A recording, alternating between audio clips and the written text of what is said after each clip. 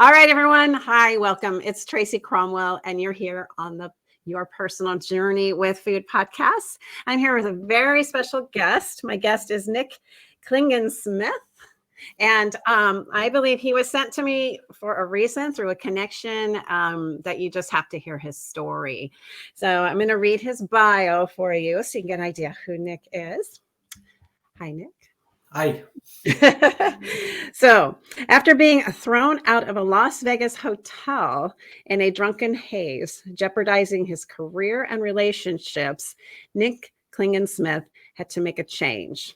A four-time cancer survivor, type 1 diabetic, recovering alcoholic, and with herniated discs, nerve damage, and sleep apnea, he defies it all when he finds obstacle course racing. Refusing to accept his limitations, he's completed over 100 Spartan races, 6 major marathons, several ultras, and scores of other obstacles and endurance events. As someone who has walked the path of a sales professional, Nick is an expert in propelling other achievement-driven professionals and leaders to overcome fear and rejection and push past self-limiting doubts by inspiring them to take purposeful action towards their goals. Nick is a raw and passionate storyteller who holds nothing back when revealing who he used to be and the person he is now. A true testament to the power of resilience with an unwavering belief in his purpose to overcome obstacles and inspire others to do the same. Nick delivers powerful and transformative speeches, drawing from his personal experiences to illustrate the extraordinary potential of pushing through adversity. So welcome, Nick. So happy. Thank you, Tracy. Welcome to be here. Yeah. So I was just really inspired by your story. And one thing that I really appreciate about it is that you just bear the truth of what you've gone through. Yeah, in my past, I've just had real volatile relationship with myself, my body, and it moved into food, yo-yo dieting. I was pre-diabetic. I'd be really athletic, and then I would just sabotage myself. And, just always thinking that if everything outside of me was perfect, finally I would be perfect. Or if my body was perfect, then my life would be perfect. So I always found blame elsewhere, and I could find excuses elsewhere. And then utilizing, for me, it was food to solve my challenges. And different avenue, I found cycling, and my 100-mile bike rides, 70-mile bike rides. It was a way for me to hone in and just focus on something and get an opportunity to learn how to take control of something. And so I would just love to hear your story again in just a little bit more detail, and specifically discuss this turning point for you. So welcome to the show. Thank you. You brought up the hamster wheel is spinning here as it hears you talk about a few different things. And I just think back of my own life. And I have also had these ebbs and flows, or yo-yo dieting, or as you will, like, my parents divorced when I was like 6 or 7 years old, and I ended up moving in with my grandmother, and grandma's love came in the form of sugar often. Yes. And Yes. so, I was this chubby little kid by the time I went off into high school, and I knew it, and I was embarrassed all through junior high that, it just, even at that age of just sort of being overweight and knowing that you're sort of different, and, not understanding anything about metabolism or exercise, just sugar. And so I got lucky when I went to high school. I actually went to a boarding school in New Jersey called the Petty School. And my freshman year, I didn't really make any changes. I joined like the crew team, and I didn't like it. I got cut from the freshman baseball team. Athletics was like not a thing for me. The only thing that ever was consistent sports-wise for me is I fell in love with beach volleyball at an early age. And but again, I grew up on an island in Massachusetts. Well, I haven't told you this yet. I grew up on an island in Massachusetts, so I only got to play beach volleyball 8 or 9 weeks a year. We're talking maybe 1 or 2 days a week for a summer. That's not an athletic regimen. And No. so my sophomore year, I decided to join the cross country team. And I don't really know why I did it. I think I just didn't want to do PE class. And if you did a sport, you didn't have to do PE. And really, it was the cross country team and that winter track team was the first time that I remember feeling like I actually was part of something bigger than myself, part of a team, and it wasn't about getting in shape. That's not why I joined the team. It's not why I ran. I ran for the team. And so for the food part of it, sort of worked itself out because, at that time I was 15 to 18 years old, running all the time. And so I didn't have to worry about it. Fast forward, you go to college and all of a sudden a few too many 3 a.m. calzones and I'm right back where I started, 25 pounds overweight. And, you don't really see it as it's happening. And you start telling yourself, oh, it just takes me a week or two to get back in shape. And then all of a sudden we're 3-6 months down the road and I haven't started to get back in shape yet. And all these excuses begin to just kind of pile up. And of course, then you start to resent people who look the way that you want to. And it was a degree of, narcissism when you're like 19, 20 years old and there's athletic people and you just know you're not one of them. But then I got really lucky again and I got meningitis and I almost died and I lost 25 pounds like that. So perfect. Done. Great diet. I went from like 190 to 165, like overnight, and healthy way of doing it. Totally recommend it.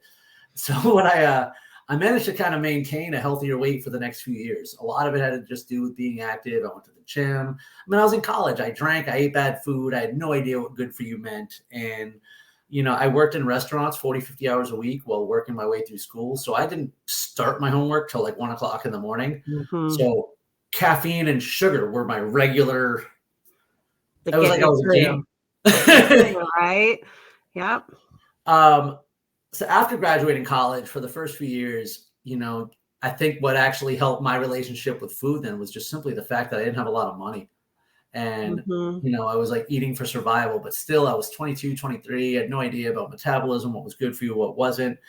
And something started to happen when I was about 24 years old, 23, 24 years old, which is I started to feel the effects of sleep apnea. And I didn't know what it was. I didn't know why. All I knew is I was tired all the time. And that was the first time I ever really even examined looking at my food choices. Like, if you're feeling like it's Thanksgiving dinner every time you finish your lunch, something has to change, right? So I'm going to pause that story. Even if you go fast forward now, if you go out to lunch with me or something during the workday, people would think I'm some big health freak or like I don't like bread or I don't like meat they're wrong. It's just that if I eat heavy during lunch, there's my afternoon. So, I have to make choices now that support my goals. It's not like I'm on any sort of a big diet, but back to the 20s, when I was maybe 25, 26 is when I moved to Florida. And probably a year or two after that is when I really just stopped having any excuse to not drink alcohol.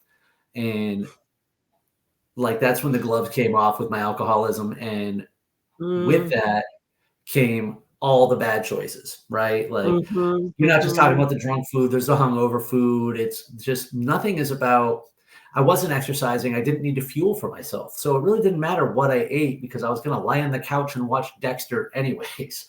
Exactly. Right. Yeah. And if anything, you wanted comfort food.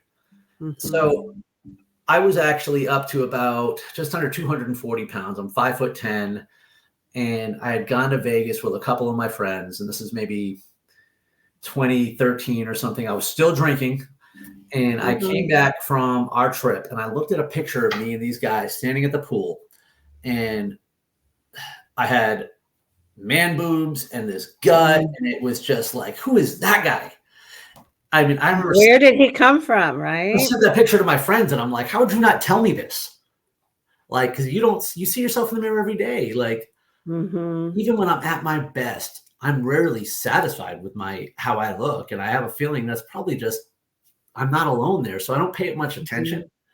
But when I saw that and I was like, oh my God, who would this guy become? So I had to do something about it. And I set out on a goal to lose 20 pounds, which at the time I thought was impossible. Like I wasn't willing to make lifestyle changes. I had never heard of obstacle course racing. You know, I was trying to live in this comfortable little bubble, and I wanted to lose the weight though, and I was committed to it. So I used an app, my Fitness Pal. All I did was manage my macros. That's it. I didn't go on some. Go ahead. Yeah, go ahead and explain macros. Just briefly. Just right, that way.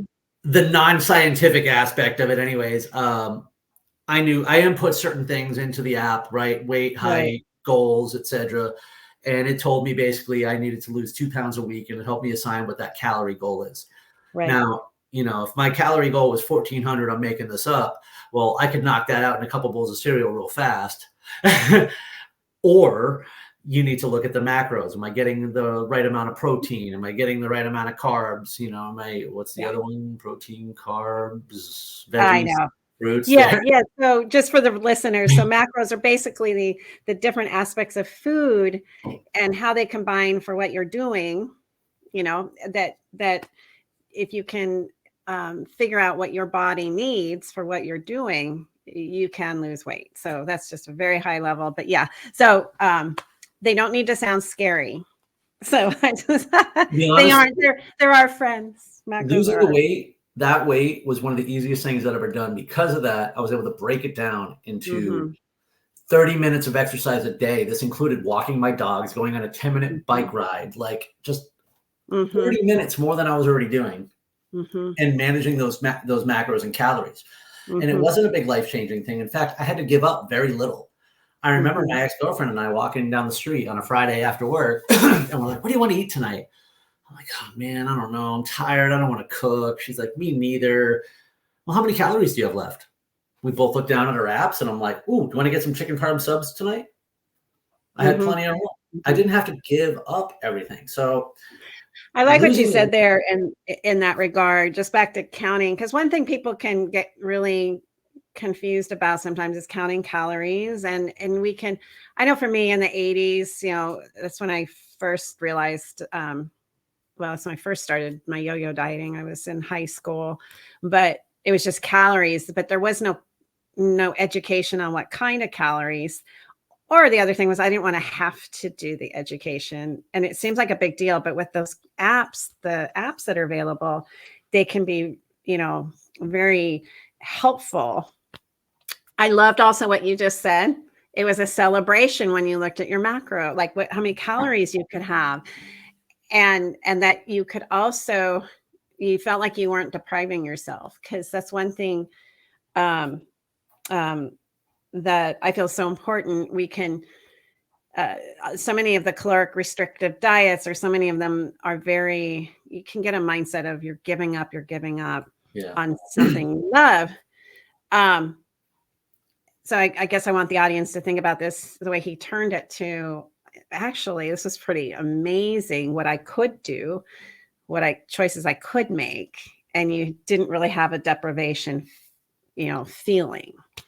It really just became down to small choices throughout the day. And it wasn't like white knuckling it throughout the day to avoid that cookie, right? It was getting that extra 10 minutes of exercise and understanding what that can get for me, and also making certain choices, you know, a sugar-free energy drink versus something with sugar in it. I'm a diabetic alcoholic. Don't anybody tell me I can't have my energy drink.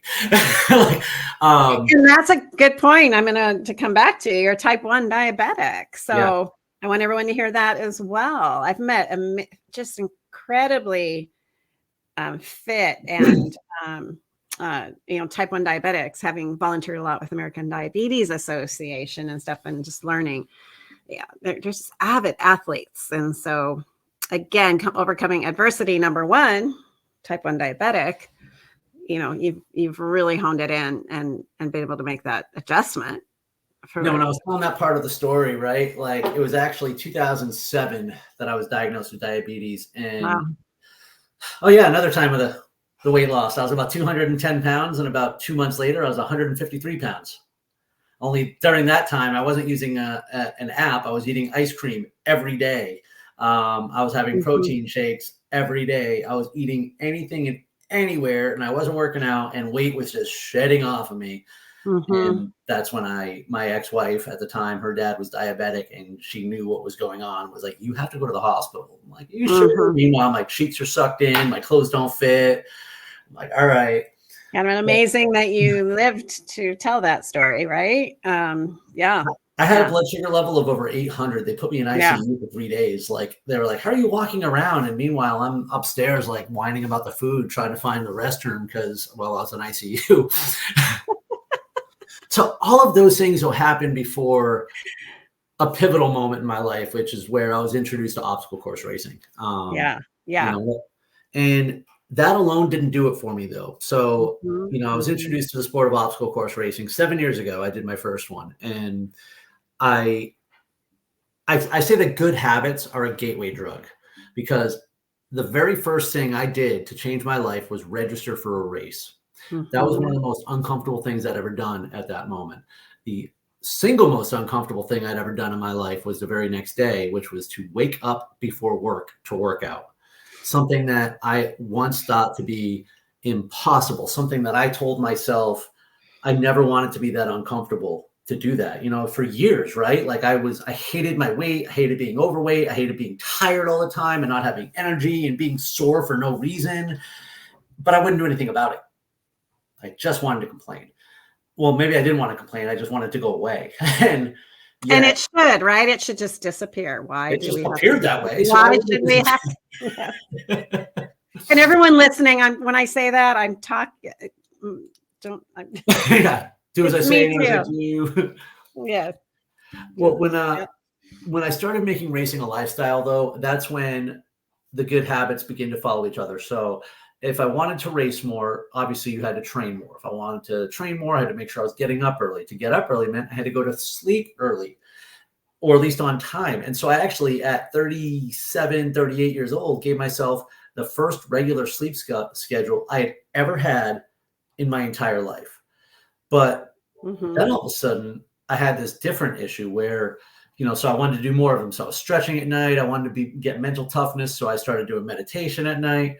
But then I needed the fuel and energy. And that's when I had to start learning about how to actually fuel my diet.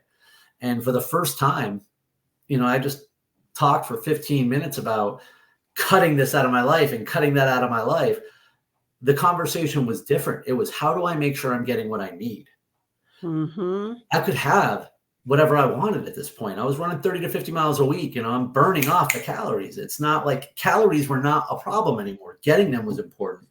But getting the right calories is where I began to learn more and more. You know, I was ignorant about the role of fat in our diet, and the differences of that. Like, just, I got all my information from the misinformation that we get fed over the years, basically. So, a calorie is a calorie. It doesn't matter what kind.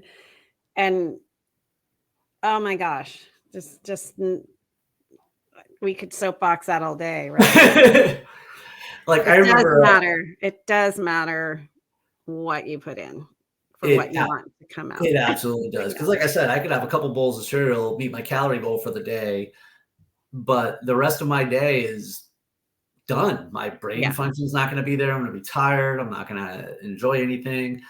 So I want to skip ahead till actually, no, it wasn't. It was only about 4 or 5 months after I started obstacle course racing, and I went to Cuba.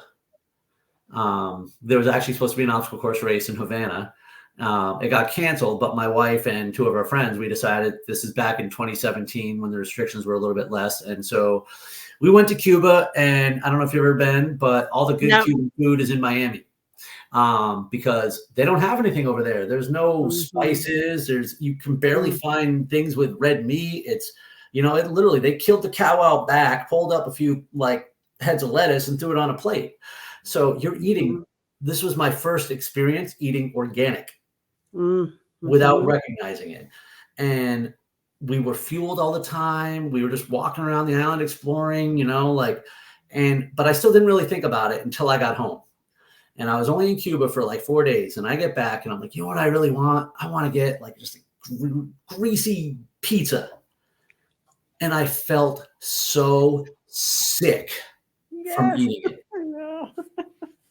when you asked about a turning point, as far as my relationship with food, that's when it changed, because that's when I realized, like, okay, and I still like to have that terrible for me pizza once in a while with the full knowledge that it's going to ruin me for a day and a half. But ever since then, though, I mean, again, I'm not 100% anything, but if I have the option of buying the organic option of something versus not, I'm actively looking to remove cane sugar from my diet. There's so many things now that I'm paying attention to, and how it impacts my diabetes, my fitness life, my brain function, my attitude, like just all of it. I love how you said that. You talked about a little bit earlier, and you just brought it up again in a different way. But it was almost like this happened with me. My brain started to pay attention to when I put something in my mouth and I would eat it, that actually my body was sending me a message. I just wasn't listening before. I didn't have a connection of what I was putting in my mouth was actually what made me feel lethargic, actually made me feel depressed, would actually give me anxiety. If I drink, I am so anxious and almost paranoid.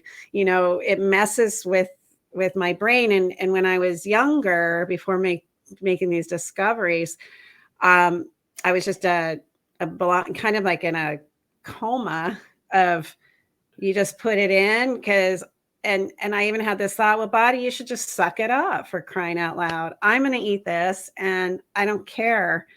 It was just an interesting transition from something like that to like what you just said, having had an opportunity to try something, and then you got that message with that pizza, and now and then you also said every now and then you still want that pizza. Like me, I still love pepperoni, mushroom, and olive, just a traditional pizza, but I know I don't do it every Friday like I used to. That's exactly what it used to be. You know what I'm saying?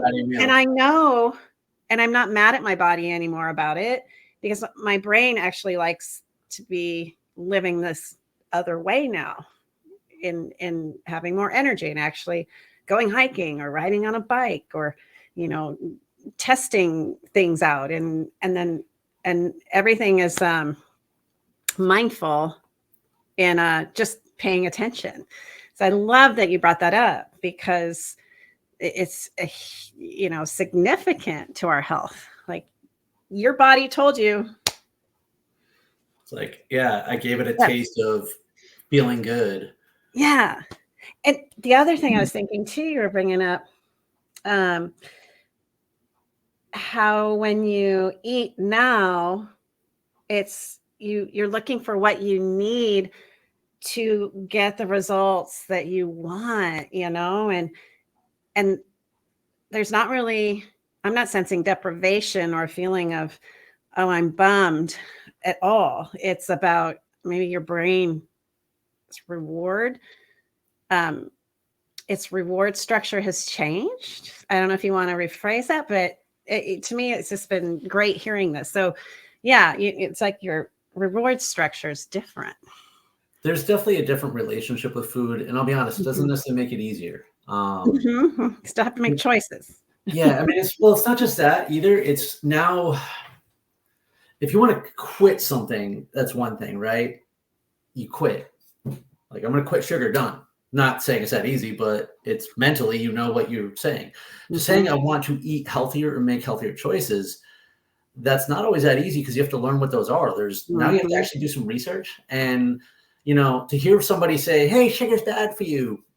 Okay, that's fairly universal claim that most people would not argue with, at least to some degree. But beyond that, the nuance of what's good for me might not be as good for you. Exactly. And that's where I've been doing this learning thing. And as a diabetic who struggles with his blood sugars, right now I'm in a bad season, I call it.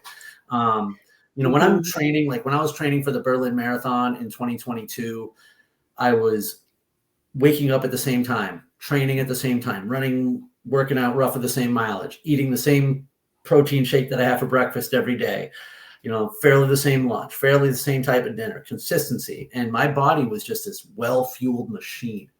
Mhm. And but when I get off of that, like I ran this race back in September where I had to taper for a couple weeks, and then I was on vacation, then I got sick, then I got hurt, then I started to get better, and then I got hurt, and now Mhm. trying to kind of and then it was Thanksgiving, and now I'm at this place where it's my blood sugars are all over the map, and I need to start dialing it back in. So my wife was going to the store today, and she's like, "Hey, need anything?" I'm like, "Yeah, just veggies. We don't even need rice. Just just get veggies. I'm just gonna chop up the turkey and throw it on a salad, like, so I Yeah. can get what I need." But I begun to look at food as eating for the utility sometimes. Like, I actually don't like eating lunch. It gets in my Mhm. way. I know that sounds dumb. Like, No, and it doesn't get done. I mean, it doesn't get done. I get that. Yeah. like, I don't want to stop to do it, you know? Yeah. Yeah. Just to bring back too, you said something I think is very valuable to everyone. So if we notice that, you were eating and fueling for the race, that race you were going to do, but afterwards, all sorts of things happen.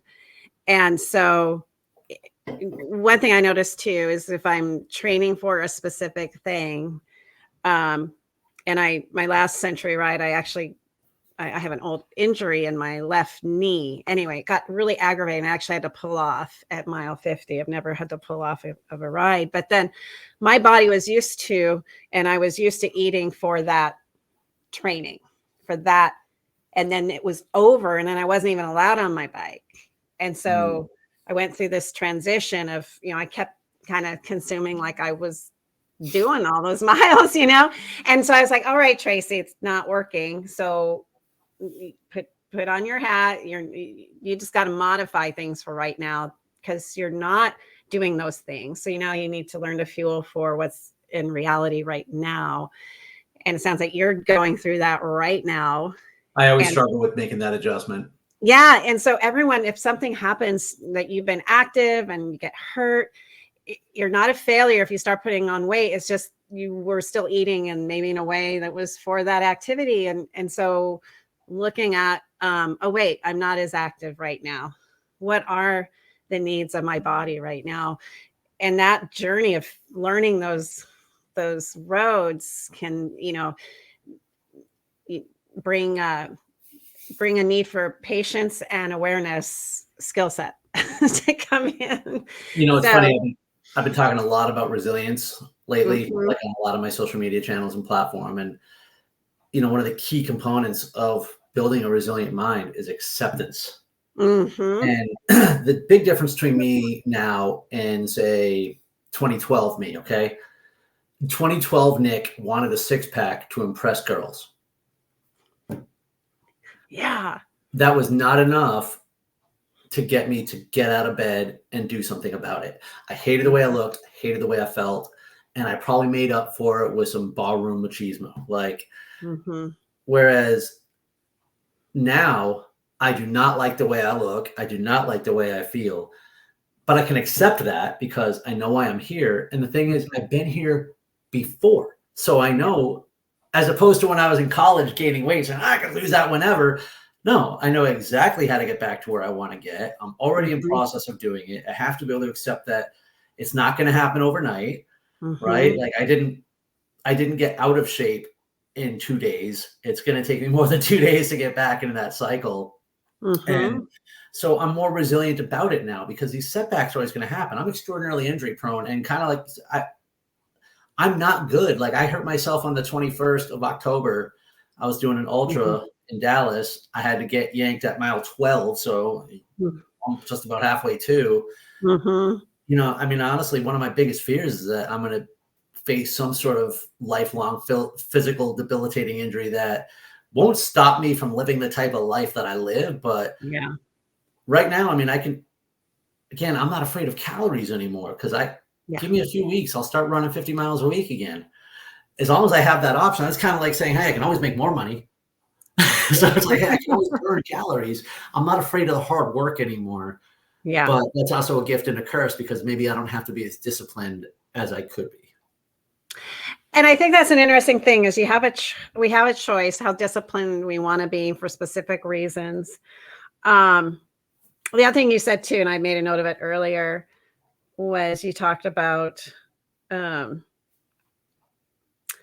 um, bringing your thought process from external, you wanted a six pack for the girls, or early, or when you were in college, you mentioned that you were jealous and upset about everybody that were fit, and having more of a outer awareness, versus now you've been able to bring it back and focus on what works for your body, what you need to do for yourself. It's really irrelevant what others do. You can learn from what they do, but it's about your journey with the miracle of a body that you have, and using it to do the things that you would love to do, and learning what that looks like.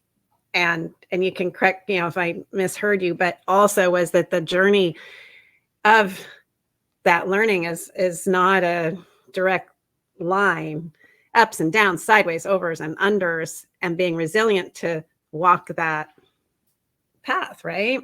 And Yeah, I mean, I also don't think it's finite. Nope, never finite. It changes. What used to work for me doesn't work for me anymore. And even when I was healthier, even 2 years ago, what doesn't work for me then. And that's another principle of resilience, is that adaptability. And so that skill set. Yes, I love that. The skill set of being resilient, and then always being curious too. Well, what do I need to tweak today, or and that's okay, right? Are you familiar with Viome? Say that again. Are you familiar with Viome? Viome. V as in Victor. VIOME. Oh no! What? All right, so I'm gonna say this wrong, but they do. Long story short, it's a company where they do all sorts of stuff, but they send you a little kit. You send them a stool sample, and oh yes, I do know them. Thank you. It's about the gut health, and so yeah, that's where I learned that I actually did not have a gut. I was bloated, like really bloated from tomatoes and peppers, things that I was eating almost 5 nights a week. And so as I did this, I realized like a lot of the things, and this is where it gets tricky sometimes too, because some of my other everyday things like cauliflower, Brussels sprouts were also part of my no menu now. But just learning the intricacies of our gut, even in the way that things work for us and don't work for us. And I imagine if I retest in a year, 5 years or something, there'll be other things that may not work, or maybe I need an uptake of, or something to that effect. And my thing is this, the obstacle course racing at beach volleyball, if I stayed in beach volleyball, I would have no reason to continue on. I don't know a lot of really good 50-year-old players. There are, but there's a shelf life. You're competing against 22-year-old kids. In obstacle course racing, you're competing against people your own age group. Right. Yeah. So, some of my friends are 82 years old. There's 92, 93-year-old people out there. A 72-year-old guy just ran an ultra the other day. And so there's no cap on this for me. And between whether it be, and to see also that because of the life that we live, in the endurance racing, and it's not, yes, I like to run competitive right now. When I say competitive, I run in the competitive division, but I'm nobody's competition. Right? I'm not taking a podium away from anybody. But there may come a time where I am not physically able to compete and abide by the rules, and I'll run in the open division, because then it's just about you versus you, and about how do we adapt. And the amount of food choices I have to make on a race weekend, I still haven't figured it out, because you don't really want to go into a long endurance race fasting, but I know I don't want to go into a long endurance race with insulin on board. And so more often than not, I start my races without any fuel. And then I'm just out of gel packs all day. And these things are in the middle of nowhere. So it's not like you're getting like a nice fresh market dish, like farm to, it's bar food probably somewhere. Like these are hard on the body too. And it's not good for recovery. And so, by the time you get back home, it's, as opposed to me thirsting for that terrible West Shore pizza. When I say terrible, I mean terrible for me. It was really awesome. I know, they tasted good. I'm not thirsting for that anymore. I can't wait to get home and start eating chicken and vegetables and rice, just because I'm not forced to do so. When I do so, it gives me freedom in other areas of my life. It's not like I'm a prisoner to those food choices. It's by making better food choices. I'm not a prisoner to anything. Absolutely. I love that. And then let's go back to Viome.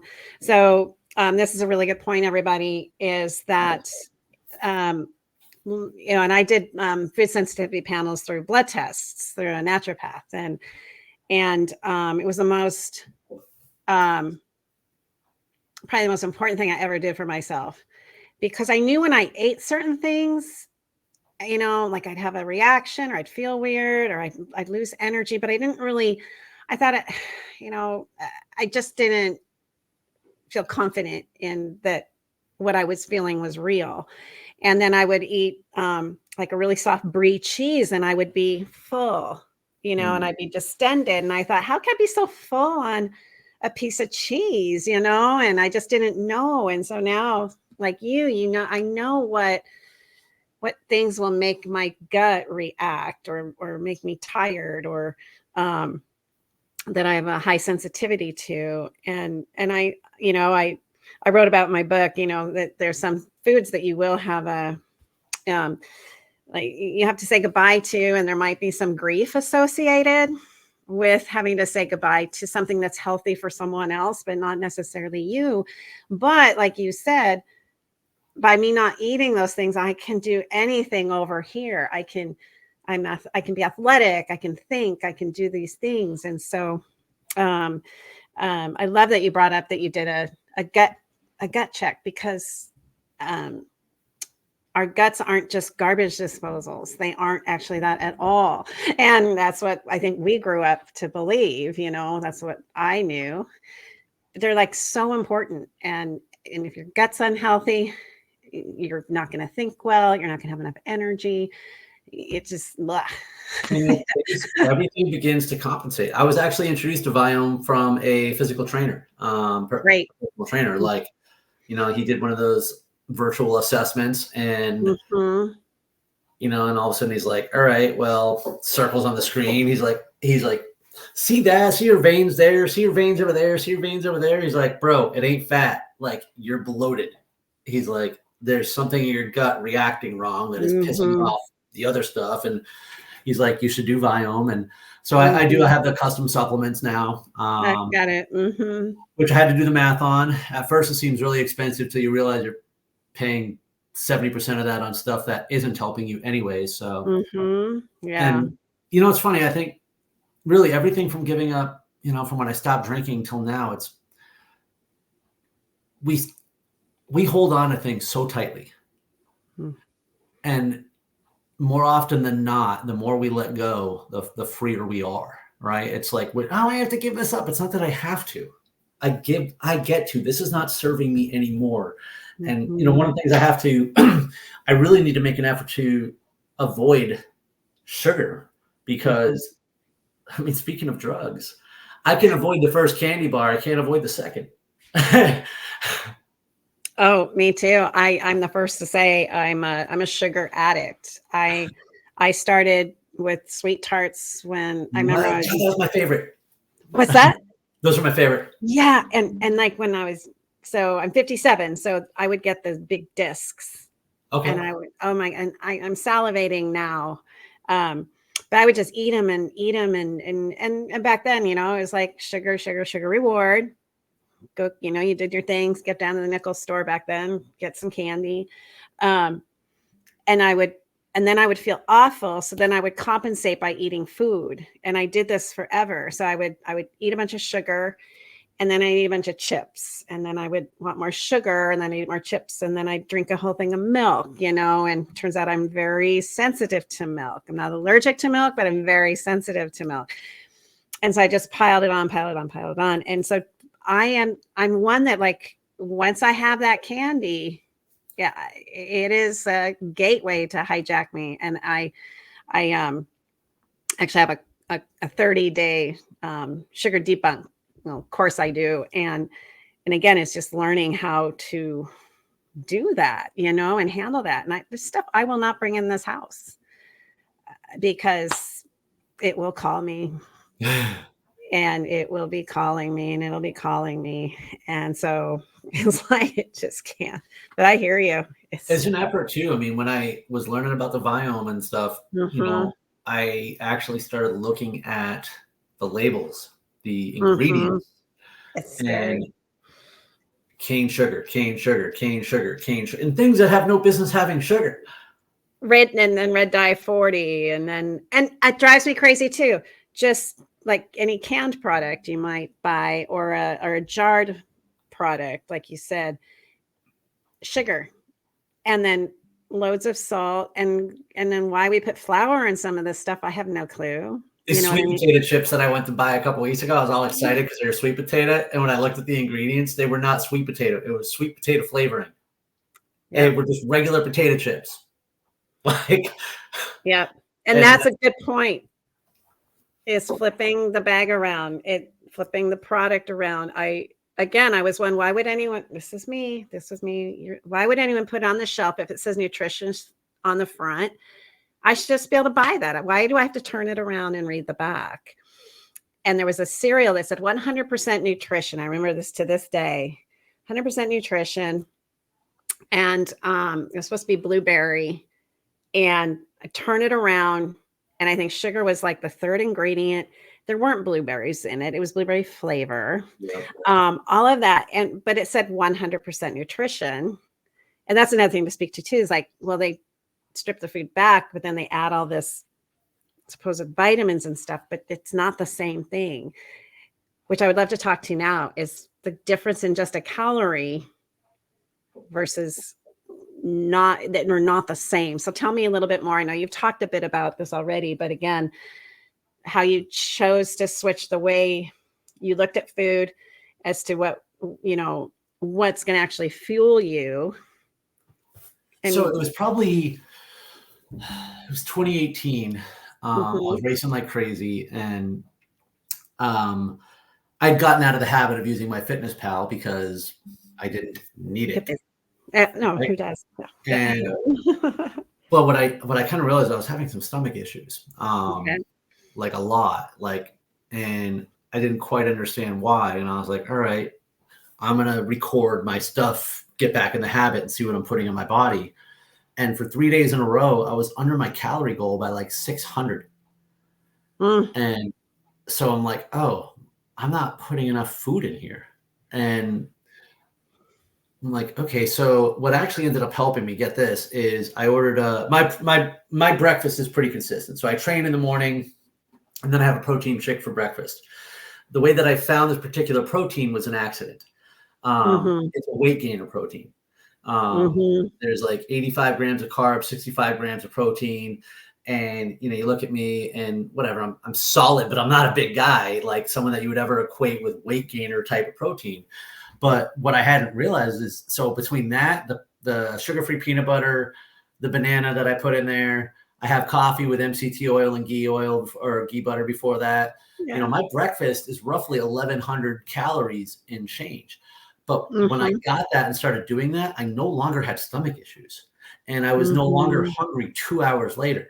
I was able to drink water more, and I was just feeling better. So now that's part of my every single day is I'm fueled by that. And because it takes such a big chunk of my calories too, I am able to eat a little bit later for lunch, like a small turkey sandwich, or, homemade whatever, on like Dave's Power Seed bread and some yogurt and sugar-free granola or something, like maybe an apple, probably have some cheese or something in the afternoon just to keep fuel in there. But I'm able to eat lighter. And then dinner we're pretty consistent with for the most part, which again, kind of helps. There's a little bit of I don't know if other people do this, but I also eat like mixed nuts as my snack. And that helps me too when I want dessert. I don't know why that helps me, but when I have a quarter cup of nuts or something like that, it kind of takes away that feeling like maybe the emotional eating that feel like I might need to be doing towards the end of the night or something. And I don't know if this is true or not, but I tell myself that by having this protein and fat while I'm going to bed, that it's helping me when I'm training in the morning. But I have no idea if there's any truth to that or not. It's working for you right now. So, hey, and I'll do that too. Yeah. I'll do like some mixed nuts, and then I'll put a little bit of honey on it. Just some organic honey, for that dessert feeling. Or I'll so for me, at the end of the night, I'm trying to avoid the sugar spike, which is where those come in. Yeah, absolutely. Or Um, if I really want a dessert, or I'll chop up I try and do it by 9 o'clock. Like an apple, some almond butter on it, and a little bit of nut, and then I feel like I'm getting a dessert, but it's there's nothing about it that's dessert like processed, but my mouth is happy. I've done my little action, after dinner. So figuring out ways to still, I think too, we celebrate around food, right? We commune around food. We get, we show love through giving food. So how do you, being able to sit and look back and, like, I love your dessert idea. You're giving yourself that emotional aspect, but in a way that's supporting you. Yeah. So yeah, exactly. So in a way, it's a gift and a curse. No, diabetes is just a curse, but I found some gifts from it. And one of them is that it does force me to look, it helps force me to make better decisions. Yeah. The fact is, go ahead, sorry. No, you keep talking. I was going to say, the fact is, if I just have run of whatever I want to do, I'm a big believer in having a strong purpose and a why for something. People who know me are like, oh my God, you have so much willpower. And I'm like, no, I just have a big enough why. And then it doesn't matter how much willpower I have. And, especially now, like 2 years ago, even if I had some sugar, I might spike a little bit. Now, if I think about sugar, my sugar is just spiking. Like, I'm sure it's up right now just because I said the word. And I can see the changes that I'm going through. Not just because of, whether or not I'm consistent in my training schedule. I'm getting older, and I can see that there's an impact now. So I don't want diabetes. I decided a long time ago that I am not going to let diabetes control my life. Therefore, I'm going to make better eating decisions so I don't allow diabetes to control my life. And that's a very powerful why for me. Absolutely. And I love how you said that. And, you reversed it, and you reversed its control over you just by the way you phrased that, absolutely. Like a rebellious teenager, you just get defiant and find out how to make it work for you. I know. I found too, like, and this just question just came to mind. As you look back on your journey and what you've gone through, the choices you made, because there's folks out there that can live with regret and carry it like a burden and bring it forward into life. So what would your advice be looking back on things, and you talk about, what you got thrown out of the hotel room or something like that, and just choices that you made, but converting those from regret to something that supports you. I mean, to wisdom. An example, something that, because it's real easy. I've been sober almost 10 years now. So it's real easy to look back and just look at my drinking behavior or the behavior that I did back then and, talk about that. But that's almost a cop-out, because just because I got sober didn't mean I got well. There's still a lot of work that had to get done. There's still a lot of work that has to get done. And I've been in this big thing of introspection lately. Like, I am just constantly reflecting back on myself, and it is a scary place. Back at the first few years that I was sober as a leader of salespeople, and you think about back then, you think, oh, I'm sober now, I'm bulletproof, I'm so much better than I was. Well, now I'm able to look back and see that, I still wasn't my best self, and I did not always treat people as well as I should have. And so as I'm talking about my new venture now, about wanting to coach salespeople, a buddy of mine had actually asked me, because he knows that I recognized I wasn't at my best, and he asked if I regretted how I treated some people. And I very quickly said, no, absolutely not. Even though he knows that I feel bad about how I treated some people.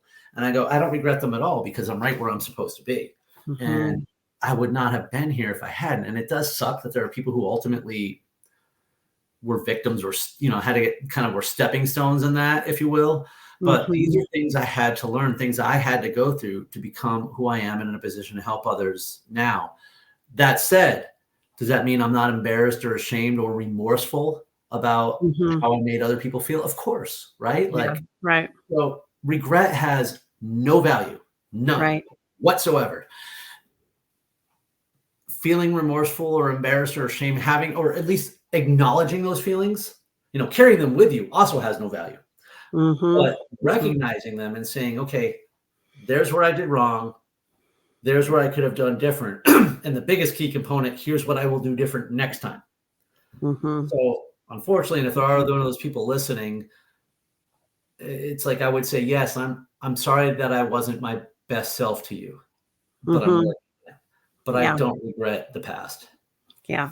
Yeah, 'cause it can really, it it's in the past, but if we can look at, and I look back at things um, as relating to food and taking care of ourselves, if by chance someone is, carrying regret forward and food or alcohol, is a blanket to try and get over that, it's something to look at is how can we make it wisdom? How can we take it as an opportunity to learn, an opportunity to make adjustments? And it's true, our past, even if stuff happened to us that we had no, maybe we were victim of, it's still we want to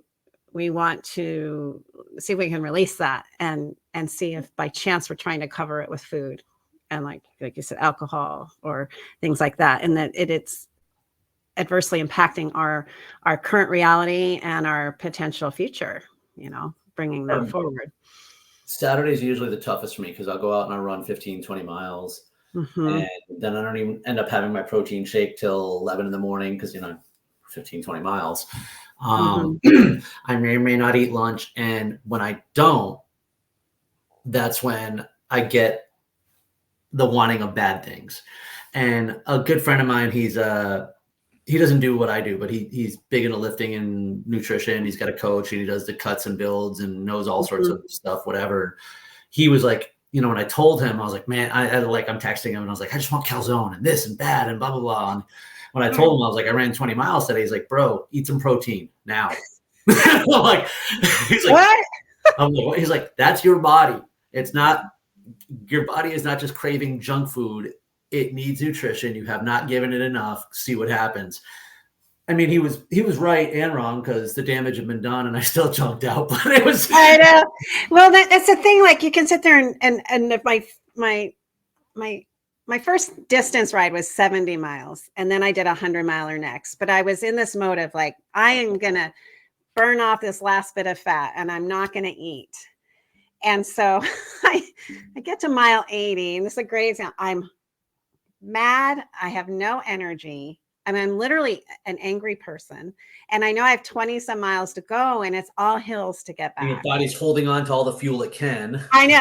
And they were like, and I was like, I'm not drinking Gatorade. I'm not going to eat this. And it was so funny because it was a Tour de Cure, a fundraiser for American Diabetes Association. So I knew people that were at the rest stops, and they were like, would you just eat something? I was like, no, just have a banana, eat some peanut butter, and drink the Gatorade. So I did. And in about 10 minutes, it was the most incredible thing. I felt better. And I was like a machine. I was like, last 20 miles. But what you just said too is like, if we don't eat and we think we can starve ourselves, thin or starve ourselves in The some engine needs way, fuel. you got to have fuel and you got to eat. And, oh, this one I was going to bring up too. You talked about going through college, and it's tough in college because people are working, they're studying. But when we're tired and we can't, when you have sleep apnea, when you're tired, your brain's going to want more fuel and it's going to want sugar. It's like the dominant sugar consumer. And so you're up late studying and you're doing this, and it's like candy, candy, candy, And so again, that's where even as a student, proper fueling, can help that brain stay active. And I notice my cravings actually when I do eat some fruit and I eat proteins, I don't get the crazy, I need to shove this in my mouth, you know, thing anymore, you know. And I can tell the days like you just kind of forgot to fuel. So yeah, it's really intriguing, very interesting. It's a very hypocritical system, if you ask me. Need fuel, don't have fuel. Have sugar, don't have sugar. Yep. And so I think maybe too, it's kind of have fun experimenting, you know, if you're paying attention and you try something and it works, great. You try something else and your body's like, and you don't feel good. Okay. Then leave the judgment out of it, leave the guilt, but it's just like some information, you know. Like the time I accidentally ordered the wrong protein and now that's what I have every single day. And it worked. That one worked for you. Yeah, because that's great. It gives me the fuel that I need. I wasn't having stomach issues anymore. I'm getting, the other thing too is it's so hard to get the right amount of carbs that you're supposed to get and keep them the good carbs. So, you know, especially if I'm running an hour or two before I even eat, you know, I can't get by on having 20 grams of carbs in the morning. Like, so there's 85 right there. And, you know, that's very helpful for, you know, for someone like me to kind of be able to get that in one big dose. But absolutely. I'm a shake person in the morning as well, you know, and I have a weight gain and I can't have whey. So I have to do a pea protein or a vegetable type.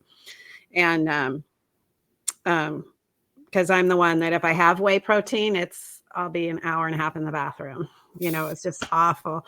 So anyway, but yeah, so I get the protein, I put in a little bit of berry and then MCT oil, and, you know, and I'm satisfied, you know, and I'm not afraid to get that in. And it does serve me much better than a little cup of cereal and milk, you know.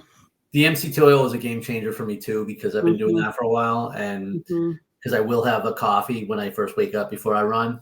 So that gives me some actual fuel, you know, right off the bat. And most of what I do is a run in the zone 2 fat burning zone anyway. So it literally gives me the fuel.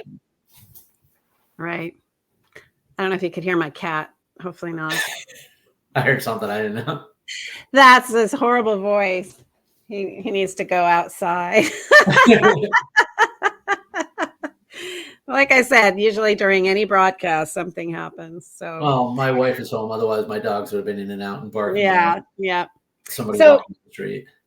This has gone so fast. We're almost to an hour already. Right? I know. So, what bit of tidbit of information would you like to give? And then I'll post things in the post. But what's the best way for people to find you or follow you or reach out to you? All right, let me answer the first one with a quick story. 2017, a coworker who was 20 years my junior, who weighed 300 and something pounds, asked me to help him to start training and get fit. And I told him, I'm not a trainer, I'm not a nutritionist, I'm not a doctor.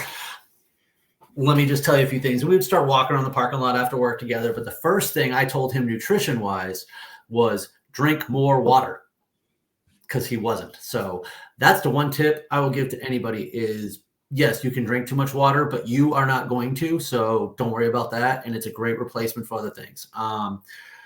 So that is I add on to that. That's true. Most illnesses and things like that can be helped by getting adequate water. Crazy enough. Right here on my desk is my task list for the day. And on that is to drink 5 of these before the day. I love it. Yeah. And so I literally check it off because it's important to measure it. So as far as where to find me, Stride Motivation is where you can find me on any of my social. That's at Stride Motivation on pretty much all of the channels. It is my name on Facebook. It is my name on LinkedIn.